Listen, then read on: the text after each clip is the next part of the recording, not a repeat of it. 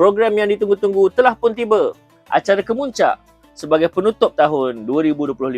Inilah ekspedisi Masjid RV Malaysia. Program jelajah ini dianjurkan oleh Persatuan Campervan dan Motorhome Malaysia PCMM dengan kerjasama JAKIM, Jabatan Agama Negeri dan masjid yang terpilih. Matlamat utama ekspedisi ini adalah untuk menghubungkan komuniti RV dengan institusi masjid, mengimarahkan masjid sebagai pusat ilmu, sosial dan kemasyarakatan sekaligus menyumbang kepada ekonomi setempat. Para peserta akan berkumpul di Masjid Tuanku Mizan Zainal Abidin Putrajaya untuk taklimat ringkas pada hari Jumaat 19 Disember. Upacara pelepasan rasmi telah dijadualkan pada 20 Disember hari Sabtu pukul 8.30 pagi di Masjid Besi Putrajaya dan terus menuju ke Masjid Al-Ikhlas, Bukit Kepayang, Seremban. Seterusnya kita menuju ke Port Dickson untuk solat asar. Waktu maghrib, isyak dan subuh esoknya di Masjid Tanjung Bidara, Melaka. Untuk jadual penuh sepanjang ekspedisi jelajah masjid ini, anda boleh teruskan menonton video yang disediakan.